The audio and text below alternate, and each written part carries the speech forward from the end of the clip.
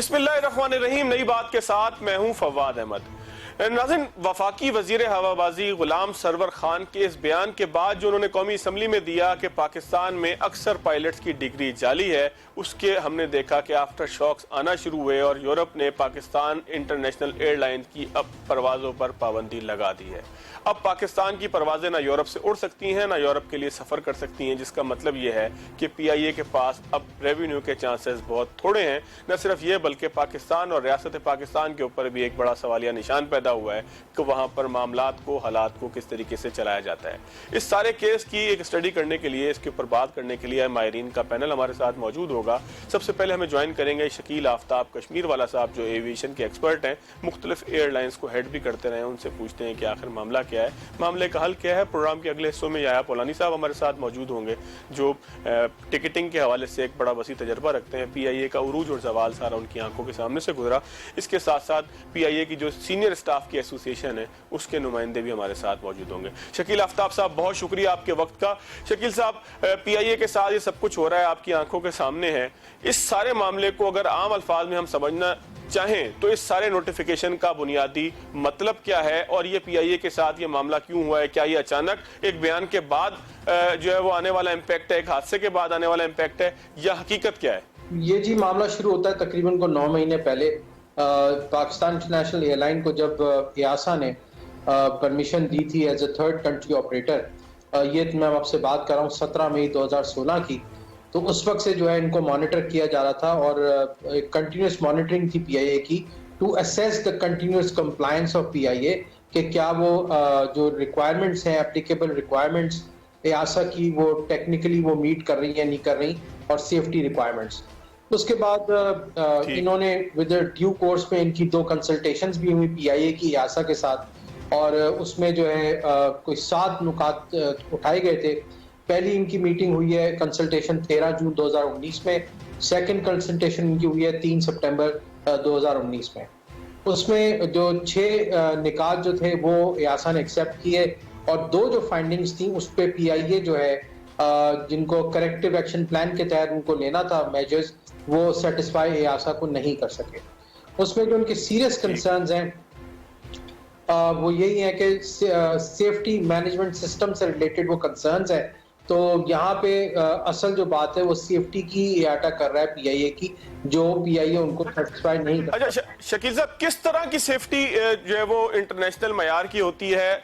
थोड़ा सा आम लोगों के समझने के लिए अगर हम बताएं कि मतलब सेफ्टी की वो कौन कौन सी चीजें हैं कि जिनकी कंप्लायंस PIA नहीं करता और इंटरनेशनल कम्युनिटी ये चाहती है, एविएशन कम्युनिटी ये चाहती है कि उसकी कंप्लायंस PIA करे, तभी जो है वो उनके यहाँ जहाज को आने की इजाजत हो और उड़ने की इजाजत हो। जी, इनको हिदायत की गई थी कि जो अनसेटिस्फैक्ट्री इन्होंने काम किया है उसमें यह है कि सेफ्टी डेटा मैनेजमेंट जो है उससे इनके मुतमईन नहीं है EASA PIA के, और रिस्क मैनेजमेंट एंड एनालिसिस जो है जिसमें जो इंक्लूड करता है statistical analysis and the ability to identify repeated और सिमिलर हैजर्डस अकरेंसेस, वो जो है उससे भी इनके सेटिस्फाइड नहीं है। तो बेसिकली ऑपरेशनल साइड की वो हैं और ये सेफ्टी के रिक्वायरमेंट पे पूरा नहीं उतारा है।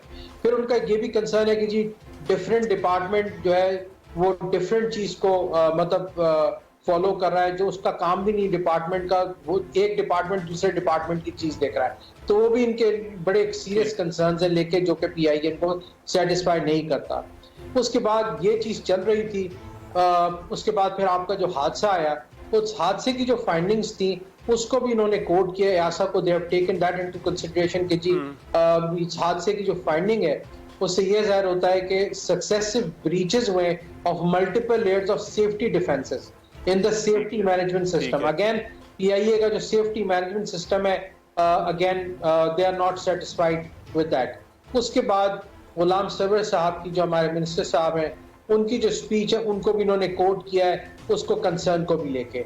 सो ये बेसिकली 3 चीजें बनी हैं। उसके बाद जो है इनका ये जो परमिट है कैंसिल किया गया है, और PIA को अपील के लिए 2 महीने का टाइम इन्होंने दिया है कि आप इस 2 महीने के अंदर आप EASA को अंडर आर्टिकल 108 के तहत, जो कि 114 ऑफ रेगुलेशन है यूरोपियन यूनियन का 2018 का कानून, उसके तहत आपको अपील करने का राइट है, तो आप अपील कर सकते हैं इस फैसले के। अच्छा शकील साहब, थोड़ा सा इसमें एक चीज और बताइएगा कि ये सेफ्टी कंसर्न या सेफ्टी मेजर्स जो हैं ये जदीद दुनिया के अंदर जो है वो ये पाए जाते हैं, या इब्तदा में पीआईए तो कोई आज की एयरलाइन नहीं है ना, बहुत सारी एयरलाइंस तो पीआईए के बहुत बाद आई और इससे बहुत अच्छा परफॉर्म कर रही हैं। तो क्या पीआई दो इसके सवाल के हिस्से हैं, क्या पीआईए इब्तदा से इतना ही कमजोर इदारा था कि वो इंटरनेशनल स्टैंडर्ड्स को फॉलो नहीं कर पा रहा था, या अब जो जदीद दुनिया के आने वाले हैं स्टैंडर्ड्स हैं पीआईए उनको फॉलो नहीं कर पा रहा? तो पीआईए की इब्तदा में क्या स्टैंडर्ड थे जो फॉलो हो रहे थे, नहीं हो रहे थे, या अब जो है वो पीआईए कंपीट नहीं कर पा रहा इंटरनेशनल स्टैंडर्ड्स को? देखिए यही चीज 2012 में भी थी, पहले भी पीआईए का एक दफा ये चीज हो चुकी है पीआईए के साथ, तो ये कोई नई चीज नहीं है। अब रहा सवाल आपका सवाल का दूसरा हिस्सा कि जिसमें आप पूछ रहे हैं कि कोई नई चीज है, हर एक के लिए देखिए स्टैंडर्ड एक होता है, और यूरोपियन जो एविएशन एयर सेफ्टी एजेंसी है उनका एक अपना स्टैंडर्ड है जो कि सब एयरलाइनों पे सारे ऑपरेटर्स पे दुनिया के लागू होता है। पीआईए को इसके लिए कोई सिंगल आउट नहीं किया गया। तो ये जब आप किसी मुल्क में जाते हैं या आप वहां के लिए फ्लाइंग शुरू करते हैं, उससे पहले आप उनकी पूरी रिक्वायरमेंट मीट करते हैं। आप उनके एक स्टैंडर्ड ऑपरेटिंग प्रोसीजर होता है हर ऑपरेटर का, कि वो देखता है कि जी उनकी ऑपरेशनल रिक्वायरमेंट क्या है, उनकी सेफ्टी ऑडिट, हमसे कोई सेफ्टी तो ओवरलुक नहीं हो रही है किसी चीज में, और ये सेफ्टी से रिलेटेड चीज है, फ्लाइंग से रिलेटेड चीज है। तो इसमें पीआईए अपने आप को कंप्लायंस करवाए। 7 साल पहले पीआईए की जो मेंटेनेंस फैसिलिटी थी वो एयासा कंप्लायंस थी, हमने वो कंप्लायंस भी लूज कर दिया। तो सवाल ये पैदा होता है कि 9 महीने से हम कर क्या रहे हैं, और उसके बाद ये कि हमने जो एयासा कंप्लायंस हमने खो दिया है उस पर हमने क्या काम किया है। आप कौन से आप प्रोफेशनल्स दे के आए, आपने कौन से आप एयरलाइन के लोग लेके आए जिनसे आपने काम लेके कहा है कि जी हमें दोबारा सही सिम्त में एयरलाइन को दोबारा डाला जाए, जिनको काम की समझ हो। मतलब 9 महीने के अंदर भी सिर्फ हमने जो है वो टाइम को गुजारा है। अच्छा शकील साहब, दुनिया में अगर यूरोप का रास्ता आपका बंद हो जाए तो उसके बाद किसी एयरलाइन के लिए, वो पीआईए को चलें आप 1 मिनट को छोड़ दें, किसी भी एयरलाइन के लिए अगर उसका यूरोप का रास्ता बंद हो जाए तो उसके पास फिर क्या क्या ऑप्शंस बचते हैं अपने सर्वाइवल के लिए? जाहिर है कि ठीक ठाक मुलाजमीन इसके साथ वाबस्ता हैं, पाकिस्तान का एक ही कैरियर है कि जो यूरोप के लिए और अमेरिका और कनाडा के लिए फ्लाइट्स ऑपरेट करता था, तो अब तो पाकिस्तानी रिलाई करेंगे गैर मुल्की एयरलाइंस के ऊपर ही।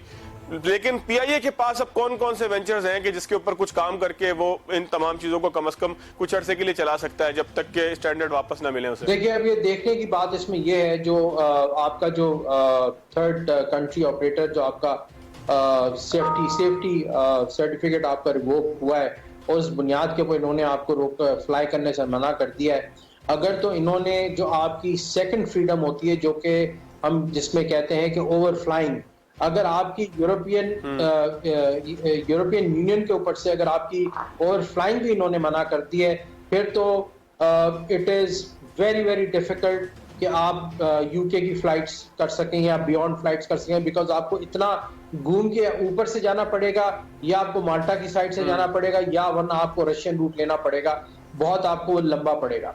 दूसरा ये है कि खदशा में यही था कि ये हम काफी अरसे से इस चीज को हम कह भी रहे थे मीडिया पे आके कि जनाब इस चीज को बहुत टेक्टफुली हैंडल करने की जरूरत है, और ये आपको समझिए कि आपकी एक स्ट्रेंथ बन गई है कि आपने एक आइंदा आने वाले हादसों को आपने अवॉइड कर दिया है। आपने पायलट्स को ग्राउंड किया है, आप सिविल एविएशन के कानून के तहत जो कि 1994 के रूल के तहत आप उनकी इन्वेस्टिगेशन करने जा रहे हैं, विच इज फाइन, क्योंकि हम भी हमें भी हर दूसरे तीसरे दिन डिफरेंट डिपार्टमेंट्स के मतलब एक रूटीन में शो कॉज आते हैं, हम उनका जवाब देते हैं और वो चीज़ क्लियर हो जाती है।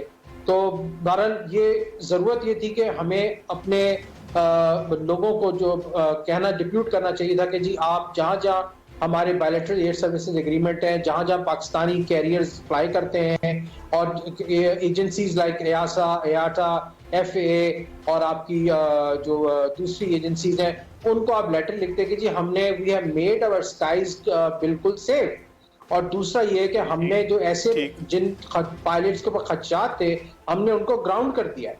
एट द सेम टाइम आप एक सेल अपना बनाते, एविएशन मिनिस्ट्री में बना लेते या सिविल एविएशन में बना लेते कि भाई जिन जिन ने जहां जहां पाकिस्तानी पायलट्स या इंजीनियर्स बाहर काम कर रहे हैं वहाँ वहाँ जो जिनको रिकन्फर्म कराना है तो आप हमें इस फैक्स नंबर पे या हमें ईमेल पे आप हमें इनकी डिटेल भेजें, हम चेक करके आपको उसी वक्त बता देंगे, ताकि जो जेन्युइन लोग हैं जो इसमें इन्वॉल्व भी नहीं है, कम से कम वो तो परेशानी में ना आए।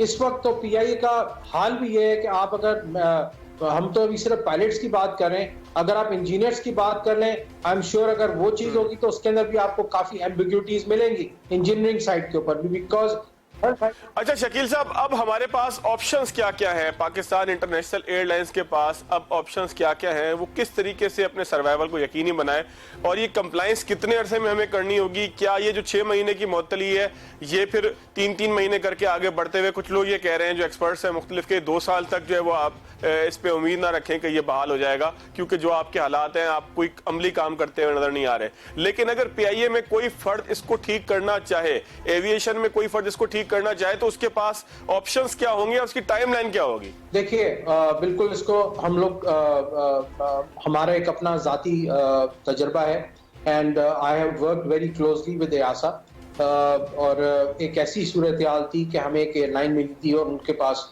उनका जो थर्ड कंट्री ऑपरेटर साइड उनका जो ऑपरेट परमिट था वो रिवोक हुआ था बिकॉज ऑफ इन्हीं रीजंस की वजह से। मार्केट में रेडी सॉल्यूशंस अवेलेबल हैं, आप इजीली उठा सकते हैं और इमीडिएटली काम हो सकता है, और मैं नहीं समझता कि हमें कुछ 2-3 महीने या 4 महीने या 6 महीना हमें उसमें वेट करने की जरूरत है।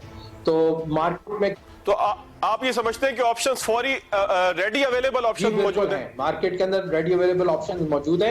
शकील साहब, इसको थोड़ा सा कंक्लूजन की तरफ लेकर जाएं। कुछ पायलट्स के मामले के ऊपर भी आपसे बड़ा जरूरी है आपका एक तजिया लेना, क्योंकि आपका एक बड़ा इंटरनेशनल एक्सपोजर है एयरलाइंस को चलाने के हवाले से।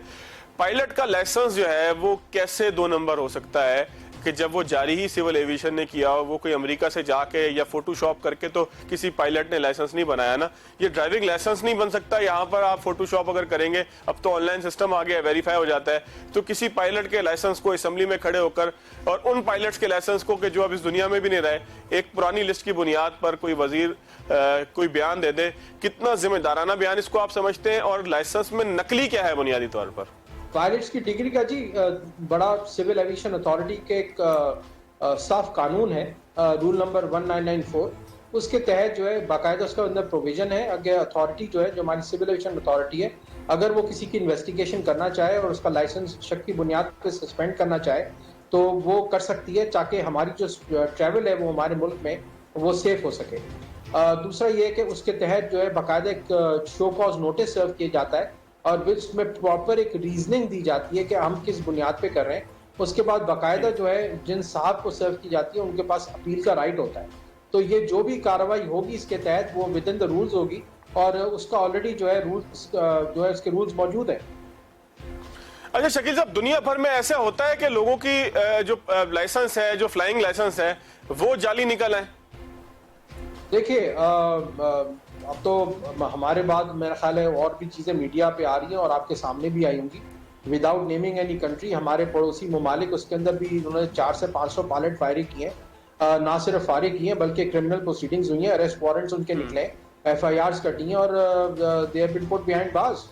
तो इस किस्म की चीज़ें हैं और जो आ रही हैं, सरफेस हो रही हैं, और मैं समझता हूँ कि अगर हम ये एक्शन ले रहे हैं to make travel safe in our country और हमारी अगर एयरलाइनों को सेफ करने की अगर यही रिक्वायरमेंट है, तो मैं समझता हूँ कि इसको नजरअंदाज नहीं किया जा सकता। अच्छा शकील साहब, आप क्या समझते हैं कि किस जगह पर फ्लॉ था कि ये जाली डिग्रियां और जाली लाइसेंस के साथ पायलट जो है वो जहाज पर चढ़ गए और 5-5 हजार घंटे से लेके 20-20 हजार घंटे तक, 50-50 हजार घंटे तक जहाज उड़ाते रहे? फ्लॉ आखिर आया कहाँ था? अथॉरिटी ने कहाँ पर लूज किया था इसको? जी, लाइसेंसिंग, एक चीज आप ध्यान में रखें कि licensing authority civil aviation authority है और उनका लाइसेंसिंग डिपार्टमेंट है, जिनको अगर मैं जाता हूँ वहाँ पे अपने कोई भी तालीम के पेपर्स लेके या किसी किस्म के डॉक्यूमेंट्स, तो वो उनका फर्ज बनता है कि उसको वो छानबीन करें और उसको रिकन्फर्म करें।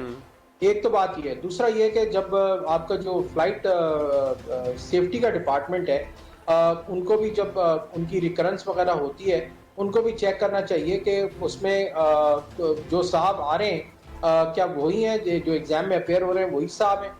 तो 2 डिपार्टमेंट का जी इसमें, और तीसरा जो है उनका जो IT डिपार्टमेंट है उसके अंदर भी खदशात जाहिर किए जा रहे हैं कि उसके अंदर भी जो है कुछ जो लोग कुछ एग्जाम नहीं दे के गए और ऑल ऑफ ए सडन उनके सारा कुछ डॉक्यूमेंट्स अपेयर हो गए उनके सिस्टम पे, इस किस्म के खदशात जो हैं वो ऊपर आ रहे हैं। एग्जैक्ट रिपोर्ट तो जब आएगी सामने, मेरी नज़र से अभी नहीं गुजरी, मगर जो कंटेंट्स मुझे थोड़े बहुत मेरी नज़र से गुजरे वो this is what it says. चले, बहुत शुक्रिया शकील आफ्ताब कश्मीर वाला साहब, एविएशन एक्सपर्ट्स हैं, बहुत सारी इंटरनेशनल एयरलाइंस को जो है शकील आफ्ताब साहब देखते रहे हैं, उसको हेड करते रहे हैं, और इन सारे मामला से जो इस वक्त PIA के साथ चल रहे हैं या पाकिस्तान की हवाबाजी की सनत के साथ चल रहे हैं, शकील आफ्ताब साहब ने बहुत अच्छी तरीके से उसका तजिया पेश किया। यहाँ पे नाज़रीन एक छोटा सा ब्रेक लेते हैं, ब्रेक के बाद आएंगे तो कुछ मजीद एक्सपर्ट्स हमें ज्वाइन करेंगे और उनके साथ बात करके पूछेंगे कि शकील साहब का जो कुछ कहना है वो ऑन ग्राउंड किस हद तक मौजूद है। After short break.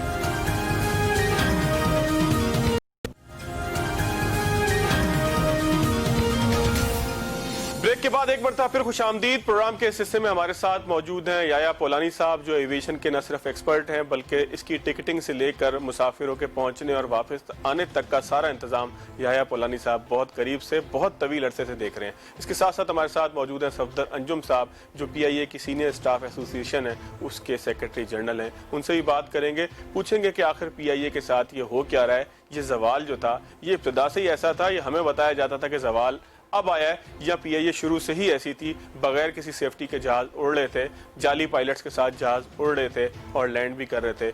क्या अल्लाह तवक्कल पे सारा सिस्टम चल रहा था, या जो है उसके पीछे बहुत सारी सियासी चीज़ें ऐसी हैं कि जिन्होंने PIA को यहाँ लाकर ख़त्म किया है। याया पोलानी साहब से गुफ्तगू करते हैं। पोलानी साहब, सबसे पहले तो ताज़ियत भी कबूल करें आपके ख़ानदान का कि कुछ अफराद 8303 के अंदर जो है वो जान की बाजी हार गया, अल्लाह के पास चले गए, शहीद हो गए। हमारी तरफ से ताज़ियत भी कबूल कीजिएगा, हमारे स्टाफ की तरफ से, नाजरीन की तरफ से। पोलानी साहब, अफसोसनाक वाक़यात के बाद चीज़ें खुलकर सामने ज़्यादा आती हैं। आपसे थोड़ा सा माली पहलू की तरफ अगर हम जानना चाहें कि जो नुकसान PIA को यूरोप की फ़्लाइट्स ना चलाकर होना है वो क्या है, और उसके बाद क्या एयरलाइन सर्वाइव करती हुई आपको लग रही है? बिस्मिल्लाहिर्रहमानिर्रहीम। सबसे पहले मैं यूँ का शुक्रिया अदा करता हूँ कि एक अच्छे मौजू पे कंसर्न पीपल को बुलाया है। तो मैं समझता हूँ कि डेफिनेट यूरोपियन सेक्टर एक इमेज होता है मुल्क का, जिस तरह PIA के पास जो नेटवर्क है, बहुत कम एयरलाइनों के पास है इतना बड़ा नेटवर्क जो PIA के पास। एक तो उस वक्त की एयरलाइन है 53 की, इससे पहले ओरिएंट एयरलाइन थी, बाद में 53 में PIA बन गई। फिर नूर खान के ज़माने में एक उरूज होता था PIA का, एयर मार्शल नूर खान। क्या कैरेक्टर और क्या क्वालिटी होती थी उसकी कि अमेरिकन प्रेसिडेंट और उसकी wife to prefer to travel and PIA। उस वक्त की बात है, क्लास थी एक, यानी क्लास थी। और ये लोगों को मालूम नहीं है कि वो क्यों ट्रैवल करना पसंद करती थी PIA में। ये आप में से किसी को नहीं पता होगा, मेरा ख्याल है भाई, बहुत सारों को नहीं पता होगा, वही बोला ना, कई को नहीं होगा। इसलिए एक पसंद करती थी PIA will serve the fresh caviar in the aircraft. अच्छा, यानी वो खाने के इतने शौकीन होते थे क्योंकि सबसे महंगी आइटम होती है वो, तो वो खाने के भी शौकीन होते थे। और PIA की service, PIA was the top of the airline होती थी। बिल्कुल ठीक। अभी टॉप ऑफ द है, फ्रॉम द बॉटम है, पहले टॉप ऑफ द अप थी। अब ठीक है। हाँ, मगर जब जैसे जैसे आपने कहा मालिक खसारा ये तो डेफिनेट होगा। ठीक, हमें हमारे पास अगर ये रूट, कुछ रूट जैसे गल्फ कंट्रीज हैं, फार ईस्ट कंट्रीज हैं, ये भी हमारे पास अगर सही सर्वाइव, तो क्योंकि ये सब चीजें यूरोप भी बहाल हो जाएगा थोड़े दिनों में, इतना टाइम नहीं लगेगा। आपको 850 में से 250 निकाले हैं। बिल्कुल ठीक है। अभी 600 पायलट हैं आपके पास। बिल्कुल ठीक है। एयरलाइन बंद नहीं हो गई है। लेकिन रूट्स कम नहीं हो रहे हमारे। रूट तो काफी साल से कम हो रहा है। ठीक, अभी तो काफी इम्प्रूवमेंट हुई है। क्या की एयरलाइन अपने चार्टर फ्लाइट लेके ऑस्ट्रेलिया जा रही है, जो कभी जाती ही नहीं थी। यानी चार्टर फ्लाइट में भी ऑस्ट्रेलिया चली गई, आपके पैसेंजर लेके आ गई। बिल्कुल ठीक है। वो इतना बड़ा नुकसान नहीं होगा जितना लोग समझ रहे हैं। बिल्कुल ठीक है। जो ईल्ड यूरोप में है ना, उससे ज्यादा ईल्ड आपकी गल्फ में, सऊदिया में, इस थाई में, इस जगह या डोमेस्टिक में वो ईल उससे ज्यादा है। नहीं, लेकिन याया साहब अगर आप बात करें कि गल्फ में बहुत पोटेंशियल है, तो गल्फ की तो अपनी एमिरेट्स मौजूद है, ओमान एयरलाइन मौजूद है, कतर एयरवेज मौजूद है, उनकी अपनी इतनी बड़ी बड़ी। यूरोप की सारी एयरलाइनें पाकिस्तान आती थी पहले। ठीक, मैंने खुद मुफ्त में ट्रैवल किया है दुनिया की एयरलाइनों में, free of cost and guest of the airline travel किया है मैंने। 82 से लेके आज तक मैंने फ्री ऑफ कॉस्ट ट्रैवल करता रहा हूँ। बिल्कुल ठीक है। वो एयरलाइनें जितनी आती थी उनका जो इमेज था, ये इमेज तो बनाने वाला खुद पीआईए है मेरे भाई। बिल्कुल ठीक है। कब बनाई है? अक्टूबर 85 में। ठीक है। ईके का मतलब क्या है ये आप बताएंगे? इमीरेट कराची। अच्छा, ओरिजिनल इसका नाम है इमीरेट कराची। 2 जहाज पीआईए ने दिए थे जब पीआई के पास उस टाइम पे 48 एयरक्राफ्ट थे। भाई को भी नहीं मालूम होगा, सीनियर स्टाफ को भी नहीं मालूम होगा। 85 अक्टूबर में दिए थे और जहाज, क्रू, कैप्टन, हर चीज पीआई ने दी। पहली फ्लाइट उनकी कराची लैंड की। इमीरेट ईके कराची के नाम से नाम उनका हो गया इमीरेट का। ठीक है। आज भी ईके से ही उनकी फ्लाइट आज ऑपरेट करती उनको 2 फ्लाइटें दी थी, उस 300 से ऊपर फ्लाइटें ले गए। है। ठीक। वो दुनिया में सबसे ज्यादा A380 110 एयरक्राफ्ट इमीरेट के पास हैं और जो नंबर 2 पे उसके पास 10 एयरक्राफ्ट भी नहीं है। ठीक हो गया। यानी इतनी तरक्की की उसने, मतलब गुंजाइश इतनी मौजूद थी मार्केट में। मार्केट तो बहुत बड़ी है, मार्केट कभी भी कम नहीं होगी। ठीक है। जिस तरह आबादी बढ़ती रहेगी मार्केट बढ़ती रहेगी। पहले सारी एयरलाइनें कराची इसलिए आती थी कि वो एयरक्राफ्ट इतना लॉन्ग हॉल पे ट्रैवल नहीं कर सकते थे। बिल्कुल ठीक है। तो Karachi was the hub of the east and west. ठीक है। टोटल यानी कराची वाज इतना जैम पैक होता था कि आप सोच नहीं सकते। मैंने स्टार्ट 73 में किया हुआ इस फील्ड में, मुझे 47 ईयर्स हो गए इस फील्ड में। मैंने बड़े बड़े इनके चेयरमैन, सीईओ सबसे मिल चुका हूँ और बहुत अच्छे अच्छे भी आए हैं। बिल्कुल ठीक है। कुछ ब्यूरोक्रेट भी आए। तो यह सब बहरान कहाँ पर आया, प्रॉब्लम कहाँ पर आई, ये जाली पायलट अंदर घुसे कैसे इतने सारे? ये आपका सवाल है ना, मुझे मैं भी इंतजार कर रहा था, सवाल आप जल्दी करेंगे। अगर आप मिनी बस चलाने वाले को जहाज का लाइसेंस दे देंगे तो मेरे भाई जितने मिनी बस वाले हैं ना, ये पहले कंडक्टर, पहले वो सफाई करते हैं, फिर वो मिनी बस चलाना सीख जाते हैं, फिर वो लाइसेंस दे लेते हैं पैसे दे के। तो ये लाइसेंस सिविल एविएशन अथॉरिटी देती है। ठीक है। इसमें न पीआई का कंसर्न है, बिल्कुल ऐसे ही, किसी का कंसर्न नहीं है। फिर सबसे बड़ी जो जुल्म, जो इंस्टीट्यूशन को तबाह और बर्बाद किया गया पाकिस्तान में, माजरत के साथ, जितने सियासतदान थे उन्होंने जितने अपॉइंटमेंट किए, कोटा सिस्टम यहाँ पर भी लगा दिया। अरे भाई कोटा नहीं, ओवर कोटा। ठीक है। एक शाहीन एयरलाइन थी पहले, वो 85 स्टाफ पर एयरक्राफ्ट चलाती थी। ठीक है। वो भी एक्स पीआई वाला ही चलाता था। बिल्कुल सही है उसको, और उस टाइम पे पीआई के पास 600 आदमी पर एयरक्राफ्ट चलते थे। बिल्कुल ठीक। तो मेरे भाई आप कहाँ से सरवाइव करोगे? फिर उसके अंदर इसके अलावा चोरियां, बेईमानियां, फिर सबसे बड़ी जो डिपार्टमेंट था परचेजिंग डिपार्टमेंट, वो पार्ट्स मंगवाता था कि जो जरूरत ही नहीं होती थी, बिल्कुल ठीक है, बाद में वो बेच देते थे। यानी कि एयरलाइन पे इतना बोझ डाला गया कि उसके पास जरूरी सामान खरीदने का पैसा नहीं रहा। हाँ, सोच ले कि 63 एयरक्राफ्ट थे नूर खान के जमाने में। बिल्कुल ठीक है। इसके बाद 18 पे आके रुक गई थी। 63 से 18 पे, जब 48 इमीरेट को दिए, जब उसके बाद फिर 18 पे रुकी। अबे खुदा का खौफ इस मुल्क में नहीं है, एकदम पाकिस्तानी इसमें हमारे में से कोई नहीं है। सॉरी, एक बंदा है पाकिस्तानी नहीं है जो इस मुल्क से प्यार करता हो। इनको खुदा का खौफ नहीं है, सिर्फ एक रास्ता चाहिए, हराम कहाँ से आएगा और कैसे जाएगा ये इनको बाद में पता चलेगा। चले पौलानी साहब, मैं दोबारा आपकी तरफ आता हूँ। सफदर अंजुम साहब, सीनियर स्टाफ, जाहिर है कि सारा आप उसको रिप्रेजेंट कर रहे हैं, तो ये सीनियर स्टाफ अब बेचारा स्टाफ ही रह गया है या उसके पास कुछ चलाने के लिए चीज़ भी मौजूद है? ये पीआईए का उरूज और जवाल अचानक आया कैसे? देखिए बॉस, ये तो बहुत लंबी कहानी है। मैं 78 से पीआई में आया हूँ और हमने वो दौर भी देखा है कि जब हम लोग खुद जो है ना फख्र महसूस करते थे अपनी फैमिली में बैठे हुए, अपने लोगों में बैठे हुए, हमारे पीआईए से ताल्लुक है। लेकिन आहिस्ता आहिस्ता जो पीआईए को हमने उस वक्त अरूज भी देखा और हमारे सामने ये जवाल भी हुआ है। बिल्कुल ठीक। उसकी रीजन ये है, मैं इस फलानी साहब की एक बात से इत्तफाक करूंगा कि जब तक मेरिट का निज़ाम रहा, जब तक ईमानदार और अच्छे मेरिट वाले लोग आते रहे, तो ये तरक्की करती रही। जब मेरिट का कत्लेआम हो गया, जो अनवर जमाल साहब थे वो एक अप्रेंटिस भर्ती हुए थे, तो वो MDPI के बने। जिस वक्त मेरिट के निज़ाम को यहाँ ताव बाला कर दिया गया, ऊपर से मुसल्लत लोग मुसलसल किए जाते रहे, तो वहाँ से सवाल एयरलाइन का शुरू हो गया। अच्छा, एयरलाइन के सवाल की आप बात करें, जाली पायलट्स कैसे इंडक्ट हुए? देखें, ये एक बड़ी ही बदकिस्मती की बात है कि ये आज ये इस तरह की बातें हो रही हैं। जाली पायलट, जाली देखें, एक बात तो ये है कि लाइसेंस पायलटों की जाली नहीं है। देखें, ये जैसे प्रसाद ने फरमाया कि वो सिविल एविएशन जारी की, ये 2012 तक पायलटों का जैसे कोई भी अपॉइंटमेंट होती है ना, साथ में उनका IQ टेस्ट वगैरह होता है, जो पहले पेपर होता है, 2012 तक ये नहीं था। 2012 में ये पेपर वगैरह का निज़ाम शुरू हुआ, तो वो जस्ट क्या होता है, फॉर्मेलिटी होती है कि जो आप IQ होता है, अभी आप मैथ के कोई वो, लेकिन पायलट का लाइसेंस जाली नहीं हो सकता। ये इतनी हाइप क्रिएट कर दी गई है हमारे वजीर। लेकिन अब पायलट का लाइसेंस जाली कैसे हो सकता है जो रिन्यूअल भी होना और 6 महीने बाद? हर 6 महीने बाद रिन्यूअल हो रहा है, उनका ट्रेनिंग हो रही है, उनका हर रूट चेक हो रहा है हर 6। तो फिर बयान का मकसद क्या था? कहा का मकसद देखे त्यारा हादसे से तवज्जो हटाना था।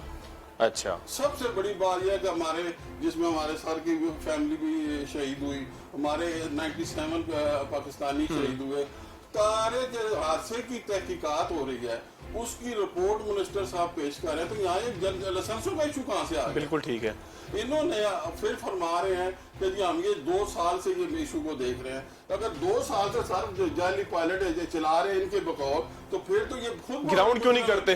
बिल्कुल ठीक है, ये तो फिर कत्ल की FIR होनी चाहिए। बहुत बड़े मुजरिम, और ये उन्होंने कौमी मुजरिम फिर जो सर इससे पहले ये 2018 में इशू उठा था, मुझे हमें पता है, उसमें 16 पायलट्स को सर इस तरह का नॉमिनेट किया गया था, जिसमें से वो पायलट कोर्ट में गए, उनमें से हाई कोर्ट ने, सिंध हाई कोर्ट ने 5-6 को बहाल कर। किन बुनियाद पे बहाल किया कोर्ट ने? भाई उनके सही था, उन्होंने अपना आप सही साबित। मुअत्तल किस बुनियाद पे किया गया था? मुअत्तल किस बुनियाद पे? इसमें कुछ टेम्परिंग हुई है, जो भी हो, लेकिन खुदा का खौफ करें, इस वक्त सारे मिनिस्टर के बयान, ये असल में ये मिली भगत है मौजूदा PI की मैनेजमेंट की और मिनिस्टर की मिली भगत है। ठीक है, इसी बयान से कनेक्ट करेंगे कि एक न्यूयॉर्क में होटल है, उसको बेचने की अब बात हो रही है। एक ब्रेक लेते हैं और आगे कैसे चल रहा है उसके ऊपर भी बात करेंगे। याया पोलानी साहब, बहुत सीनियर पैनल हमारे साथ मौजूद है कि जिसने PIA का उरूज भी देखा है और आज PIA को इस हाल में भी देख रहा है। उन्हीं लोगों से पूछेंगे कि आगे चलने का रास्ता क्या है, और थोड़ी सी बात उस पर हो जाएगी कि अगर मिनिस्टर साहब के बयान को कनेक्ट किया जाए न्यूयॉर्क के उस होटल की नीलामी से कि जिससे प्राइवेटाइजेशन कमीशन को भी अब निकाल दिया गया है, तो चीज और ताने बाने कैसे आपस में मिलेंगे। आफ्टर शॉर्ट ब्रेक के बाद एक मरतबा फिर खुशामदीद। बात हो रही है उस सारे मामले पे कि जो PIA के तैयारे के हादसे के बाद शुरू हुआ, कि जिसके बाद एक तहकीकात शुरू हुई और फिर वजीर मौसूफ ने असम्बली में खड़े होकर एक बयान दिया कि पायलट्स की जाली डिग्रियां हैं, जिसके बाद CNN से लेकर BBC तक और BBC से लेकर अल जजीरा तक हर चैनल ने, दुनिया के हर मीडिया ने पाकिस्तान इंटरनेशनल एयरलाइन का पोस्टमार्टम शुरू कर दिया, जिसके नतीजा हमने देखा कि यूरोप पे हमारी परवाजों पर पाबंदी अब आयद कर दी गई है। बहुत सीनियर पैनल मौजूद है, तारुफ आपसे करा चुके हैं। सदर साहब, आपसे बात दोबारा शुरू करते हैं, पोलानी साहब के साथ इख्तिताम करेंगे प्रोग्राम का आखिरी पार्ट है। एक अगर वजीर साहब के बयान को, जिस तरह से आप ब्रेक से पहले कह रहे थे, उसको उसकी कड़ियां मिलाई जाएं रोज वैलेट होटल की नीलामी के साथ, कि जो अब कहा जा रहा है कि फौरी करने का प्लान बनाया जा रहा है, तो क्या PIA को प्राइवेटाइज करने के लिए इसके रेट गिराए जा रहे हैं? अगर हम किसी साजिश की बात करें, अगर हम किसी साजिश की बात ना करें, तो क्या PIA इसी काबिल थी कि उसको अब बेच दिया जाए और एक छकड़े से जान छुड़ाकर नई गाड़ी ले ली जाए? ऐसी बात है, PIA के पास अल्हम्दुलिल्लाह बहुत पोटेंशियल है सर। आज भी सिर्फ दयानतदार प्रोफेशनल सुप्रीम कोर्ट के फैसलों के मुताबिक अगर क़यादत PIA को फराम कर दी जाए तो PIA दिनों में सर सर्वाइव कर सकता है। नंबर 1। दूसरी बात यह कि आज की बात नहीं है, इससे पहले भी जितने लोग आए हैं ना, PIA हमारे लोगों ने, जैसे सर ने नूर खान साहब का जिक्र किया, उससे पहले हमारे जितने उन्होंने असासे बनाए, रोजवेल्ट होटल है, पेरिस में होटल है, हमारी पूरे वही है, बस अब ये होटल ही है, बाकी तो एयरलाइन तो पूरी हो गई है। देखिए साहब 2 रह गए हैं बाकी। हर आने वाले का जो है ना उस पर नजर आप मौजूद। आज भी जो है ना काबीना कमेटी की मीटिंग थी यकम को, जिसमें जनाब जुल्फी बुखारी साहब और सारे चैनल को ओवर रूल करके उसको प्राइवेटाइजेशन कमीशन में ले गए। असल में बात यह है कि ये असासों पे पीआईए जो है ना, पीआईए तो असास है, पीआईए हमारा फखर है, पीआईए हमारा इश्क है। नहीं, लेकिन वो फखर अगर जो है वो लोगों की जिंदगियां खाने लगे और एक उड़ता हुआ जहाज, मतलब तारीख में शायद इस तरह के हादसे बहुत, आप लोग सीनियर हैं, आप वही बता सकते हैं, मेरा नहीं ख्याल कि मालूम तारीख में कोई ऐसा बड़ा हादसा हुआ हो कि एयरपोर्ट से चंद गज के फासले पे या चंद किलोमीटर के फासले पे जहाज गिर जाए। तो ये फखर तो ना रहा ना। फखर पीआईए हमारा फखर है, लेकिन उसकी बराबर तहकीकात होनी चाहिए। देखिए इन हादसात में भी बहुत सारी चीजें इन्वॉल्व हो जाती हैं। एक बस का स्टेक इन्वॉल्व है। अब हमारे मिनिस्टर ने और हमारे चेयरमैन ने दूसरी तरफ दुनिया को लगा दिया, हम भूल ही गए हैं कि कौन सा जहाज था, किसका क्या था। भाई इसमें दुनिया की बहुत सारी चीजों की मामला। लेकिन सफदर साहब देखिए, हर चीज को साजिश के ऊपर डाल देना, एयर बस के ऊपर डाल देना, ATR गिरे तो ATR के ऊपर डाल दें। ये दुनिया भर में सबसे महफूज तैयारे हैं, सबसे आराम से उड़ने, हमारे पास कोई हादसा हो जाए तो हम शोर मचाना शुरू कर देते हैं। किसी पे डाल एयरबस, बस लेकिन हम ये ऑप्शन ही नहीं है दुनिया में हमारे पास इसके अलावा। कहते हैं प्रॉपर उसकी तहकीकात होनी चाहिए थी, प्रॉपर उसकी तहकीकात हो, जो भी हो उसकी चीजें सामने आनी चाहिए। ना मैं उसमें एक्सपर्ट हूँ, ना वजीर को एक्सपर्ट है। उसने 3 मिनट असेंबली में जहाज की बात की, वो कोरोना की बात कर रहे थे, पायलट ये कर रहे थे। उसके बाद तो आप देखें 25 मिनट की तकरीर और डिग्रियों पे आ गए। उसका मकसद क्या, उनका मकसद क्या था? मकसद ये था कि पीआई को एकदम जमीन। आप ये देखें कि एविएशन इंडस्ट्री को, सिर्फ पीआई को नहीं सर जी, सिर्फ यूरोप का रूट आप आगे देखें, आगे क्या होने जा रहा है। पीआई पूरी उनके इस बयान ने पूरी हमारी एविएशन इंडस्ट्री तबाह कर दी है। बिल्कुल ठीक। हजारों लोग, लाखों लोगों की रोजगार का मसला है सर। ये अभी कल परसों में गैर मुल्की ने चलाई है खबर हुकूमती हवाले से, तो ये पीआई को ग्राउंड करने जा रहे हैं। चले थोड़ा सा पोलानी साहब की तरफ आते हैं। पोलानी साहब, सीनियर स्टाफ तो ये कहता है कि जी पीआईए असासा था, फखर था, और वो फखर जो है वो उसको बेचा नहीं जाता। असासा है, आज भी फखर है। मसला ये है कि जितने एक इदारे में या एक इंस्टीट्यूशन में जितने लोगों की जरूरत हो, अगर आपके यहाँ 100 आदमी की जरूरत हो, आप 500 आदमी तो नहीं रख सकते ना। बिल्कुल ठीक है। ओवर स्टाफिंग अगर प्राइवेट सेक्टर हो, वो गवर्नमेंट सेक्टर था। आप पीआईए ले लो, स्टील मिल ले लो, रेलवे ले लो, वापडा ले लो, ये जितने भी इदारे हैं ना, उसमें एक भी इदारा नहीं है भाई, फॉर योर इन्फॉर्मेशन। ये सारे एम्प्लॉयमेंट ब्यूरो बने हुए हैं। बिल्कुल ठीक है। एम्प्लॉयमेंट ब्यूरो यानी तबाह बर्बाद कर दो, अपने कारकुनान की भर्ती का जरिया बना। अरे अपने आदमियों की भर्ती करो जिसको अलिफ बे ना आती हो। हालांकि आज भी पीआईए चाहे तो एक काम कर सकती है, बहुत अच्छा काम, टर्किश एयरलाइन के साथ एग्रीमेंट कर ले।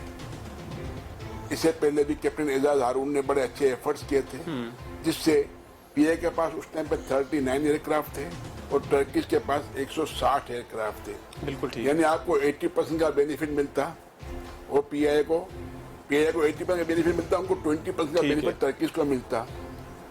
वो नाकाम करवा दिया पाल्पा ने और यूनियन ने मिलके। ठीक हो गया।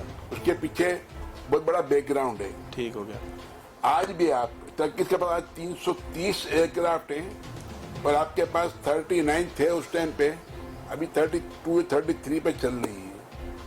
ये एयर मार्शल हाईली प्रोफेशनल आदमी, मिनिस्टर आपको मालूम है कोई इतने प्रोफेशनल होते नहीं है। बिल्कुल ठीक है। टेक्नोक्रेट को लाना चाहिए, वही जाहिर चलाते हैं। इन्होंने ये जो फैसला दिया है, फैसला सही दिया है, मगर इसको कंट्रोल करना था। पहले अपने घर के अंदर उसकी तहकीकात करनी, कपड़े बाहर धोना चाहिए थे अपने कपड़े बाहर। आप घर के अंदर पहले सफाई करते। अभी कितने ऐसे पायलट होंगे जो इतने एक्सपर्ट ट्रेन हो गए होंगे, जो मिनी बस चला के जहाज चलाने लग गए और काफी फ्लाइंग आवर हो गए, बहुत एक्सपर्ट हो गए। बिल्कुल ठीक। ये पाकिस्तान में ऐसा काम हर फील्ड में हुआ है। एक तो तबाही बर्बादी ओवर स्टाफ की हर इदारों में। बिल्कुल ठीक। नॉट ओनली पीआईए, रेलवे, ये वो, ये पीआईए प्राइवेटाइज, रूजवेल्ट प्राइवेटाइज, ये नहीं हो सकती। भूल जाओ आप, पीआईए, रेलवे, आपका मोटरवे, ये कोई प्राइवेटाइज नहीं हो सकता। जी सिर्फ सियासी नारा है। ऑलरेडी गिरवी रखे हुए हैं बिल्कुल पिछली गवर्नमेंटों ने। ये भले कितनी भी कोशिश कर ले, नहीं होगा ये प्राइवेटाइज। पहले आप उनके कर्जे वापस करोगे तो। अच्छा पोलानी साहब, बिल्कुल अगर इसको कंक्लूड करें तो आप क्या समझते हैं, 1 2 3 4 5 क्या काम करने चाहिए? हुकूमत अगर संजीदा है तो एक एविएशन एक्सपर्ट की हैसियत से और बहुत सारे लोगों के दादा की हैसियत से, पीआईए के दादा की हैसियत से, आप क्या समझते हैं कि अपने पोते को क्या एडवाइस करें? सर, सबसे पहले आपको अपना स्टाफ मिनिमाइज करना पड़ेगा। इंटरनेशनल स्टैंडर्ड के मुताबिक। इंटरनेशनल स्टैंडर्ड के मुताबिक अच्छे स्टाफ रखो, कम रखो और अच्छी सैलरी में रखो, मेरिट पे रखो। विदाउट मेरिट कोई काम नहीं होना चाहिए। ठीक है। नंबर 1। नंबर 2, आपके पास जो नेटवर्क है, मैं समझता हूँ रूट्स जिनको आप कह रहे हैं, हाँ, जो रूट है, इतने प्यारे रूट हैं और इतने शॉर्टेस्ट टाइम पे जो पीआई आपको ले जाती है, कोई दुनिया की एयरलाइन नहीं ले जाएगी आपको। ठीक है। ये मैं इससे पहले दूसरे चैनल में बहुत पहले कह चुका हूँ। यानी कि आपके पास ऑप्शंस हैं, एक मार्केटिंग का आपके पास ऑप्शन है। ऑप्शन है मेरे भाई, आपके पास क्या नहीं है? सिर्फ ईमानदारी नहीं है। अच्छे आदमी आ गए हैं। मैं मिनिस्टर इतना प्रोफेशनल नहीं है, इसने इतने सारे जज्बाती फैसले कर दिए। ये सारे लाइसेंस सिविल एविएशन से दिलवाए गए हैं। ठीक है। ये जो डेमोक्रेटिक गवर्नमेंट आती है ना, उन्होंने सत्यानाश किया है ये पाकिस्तान। बिल्कुल वैसे ही लाइसेंस दिलवाए गए जैसे लाइसेंस ब्रांच से मिलते जी हैं। सर, लाइसेंस ब्रांच से मेरा भी टेस्ट नहीं हुआ, ईमानदारी की बात है। लाइसेंस मिल दे गया देना यार साहब, मुझे मिल गया। ठीक है। मेरी जेब में पड़ा हुआ है। मेरे भाई, ये ऐसे काम खुदा के वास्ते, आप इतने लोगों की जिंदगियों के साथ खेलने के लिए, मैं बोलता हूँ कुछ भी किया, गलत भी किया, मगर एक चीज को सही बोला है। आपको मालूम है इंडिया के अंदर 4000 ऐसे पायलट हैं जो बगैर चाली इस तरह सिविल एविएशन की दिल्लियों पे चल रहे हैं इंडिया के अंदर। 4000, जिसके पर दुनिया आज मेहनत कर रही है। तो जिस तरह हमारे मिनिस्टर ने सच बोल दिया, गलती से बोल दिया, मुल्क के लोगों की भलाई के लिए बोल दिया, चलो बोल दिया, मगर आप इंडिया को भी तो हाईलाइट करो ना। बिल्कुल ठीक है। उसको हाईलाइट करेंगे तो दुनिया का मालूम होगा ना, हमसे कई गुना ज्यादा इंडिया है। बिल्कुल ठीक है। फ्रॉड तो शुरू उन्होंने किया हो सकता है, हमारे वाले भी वहीं से सीख के आए। का हेडक्वार्टर है ना भाई। बिल्कुल ठीक है। पाकिस्तान का सबसे बड़ा दुश्मन तो एक ही है और वो फ्रोडियो का हेडक्वार्टर है। 2 नंबरी का भी हेडक्वार्टर वही है। हर काम का 2 नंबर का देखो ना। अभी स्टॉक एक्सचेंज पे भी उन्होंने सारे काम करवाए हैं ना यार। मुझे अफसोस इस बात के ऊपर होता है कि इसके मुसलमान पैसा लेके काम क्यों करता है। उसको मुसलमान कहने का हक नहीं होना चाहिए और उन डेड बॉडियों को भी जला देना चाहिए जो टेररिस्ट करते हैं। बिल्कुल ठीक। उनकी डेड बॉडियों को दफनाना नहीं चाहिए, जला देना चाहिए, क्योंकि जो इस्लाम में टेररिस्ट का कंसेप्ट ही नहीं है। बिल्कुल ठीक है। इस्लाम वैसे भी अमन का मजहब है। सफदर साहब आपकी तरफ आते हैं। आप पोलानी साहब की बात सुन रहे थे। पोलानी साहब कहते हैं कि सियासी भर्तियों ने, सियासी मदाखलतों ने और कोटा सिस्टम जो बन गया और कोटे से भी एक्सीड कर गए, उसने पीआईए को इस हाल पे पहुंचाया। कैसे कंक्लूड करेंगे इसको? इसमें ऐसे एक तो मेरे बहुत ही सीनियर है पुलानी साहब, मैं इनकी किसी बात से इख्तिलाफ नहीं करता, लेकिन एक बातें भी मेरे ख्याल है दुरुस्त ही हैं। एक दो बातों में कर लें। इन्होंने फरमाया जो है ना कि मौजूदा एयर मार्शल साहब बड़े प्रोफेशनल है। मैं इस बात से इनके बिल्कुल इत्तेफाक नहीं करता। इन्होंने एयर मार्शल साहब ने जो और अपनी साथ जो 12-14 आदमियों की टीम लेके आए हैं, उसने पीआईए का जो बिल्कुल बैठा बिठा दिया। बिल्कुल ठीक, बिल्कुल सर बैठा दिया। और इन्होंने अब आप जरा जाके, अब मैं एक बात करता हूँ, वो हर बात का जो है ना, नहीं सफदर साहब देखें, एक चीज चल ही नहीं रही थी जिसकी सारे रूट्स खत्म होते जा रहे थे, उसको वापस लाने को हम भट्टा बिठाना कहेंगे। नहीं वापस 12 आदमी लाए। 12 आदमी लाने से 3 जहाज जो एंगर में खड़े हुए थे, 2 777 और 1 एयरबस, उसी इंजीनियरिंग से उसने सही करवाए हैं। यानी 800 आदमी की कैपेसिटी उसने उसी इंजीनियरिंग से सही करवाई। बिल्कुल। और एयरक्राफ्ट आ गए मैदान में। आपको उस एयरक्राफ्ट ने पहली मर्तबा पीआई ने प्रॉफिट दिया है बिल्कुल अपनी जिंदगी में। चले थोड़ा सा इख्तिताम कर ले, फिर पोलानी साहब आपकी तरफ आता हूँ।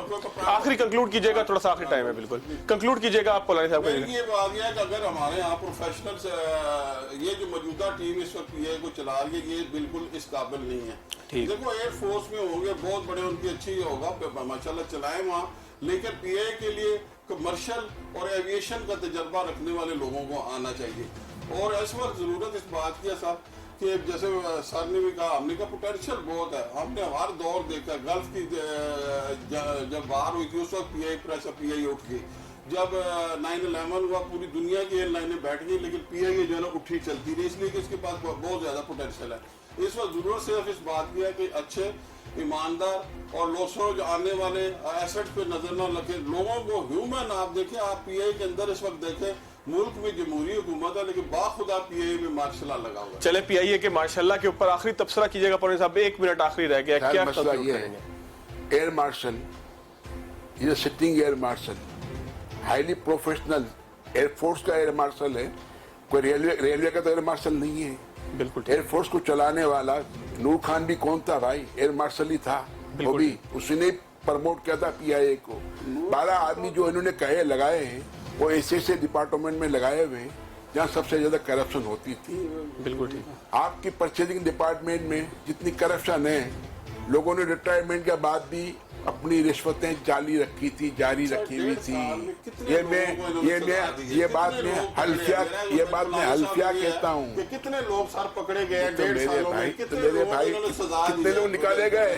तो कोई एक कितने लोग निकाले गए? कोई नहीं निकाला। मुझे बताया मेरे भाई आप आदमी निकाला गया हो? आपके कम से कम 900 आदमी निकल चुके हैं। वो नहीं, 900 आदमी जो है ना डेली वेजेस वालों को निकाला है। नहीं, डेली वेजेस वाले अभी वो आगे आएंगे लिस्ट में। उनको निकाला है। कोई एक बंदा बताए हेड ऑफिस करप्शन की हो, करप्शन निकाला हो। मेरे आप एक बंदे के मिसाल दे दें। सबसे बड़े करप्शन का इल्जाम तो एयर मार्शल साहब पे खुद है कि 70 करोड़ रुपए को उन्होंने अपने दोस्त को ठेका दे दिया। IAF का उन्होंने टायरों का ठेका अपने सारे एयर कमांडरों, रिटायर्ड एयर कमांडरों। चले सफदर साहब, आज प्रोग्राम में हम ये कंक्लूड करते हैं कि आप कहते हैं कि एयर मार्शल साहब को नहीं होना चाहिए, पोलानी साहब कहते हैं एयर मार्शल साहब को होना चाहिए। दोनों जो है बात तो यही हो रही है कि पाकिस्तान के कौमी एहसासे को दोबारा से रिवाइव और महफूज करने की बात हो, आगे बढ़ना चाहिए। आज के प्रोग्राम को इसी पे कंक्लूड करते हैं। एयर मार्शल साहब हों या ना हो, हमारी ख्वाहिश ये है कि जो भी हो वो PIA की बेहतरी के लिए काम करे, कौमी एहसासे की बेहतरी के लिए काम करे, पाकिस्तान की बेहतरी के लिए काम करे, ताकि ये मुल्क, ये कौम जो है वो तरक्की कर सके और दुनिया में अपना नाम पैदा कर सके। आज के प्रोग्राम से इतना ही। अगले प्रोग्राम तक याद दीजिए। अल्लाह हाफ़िज़।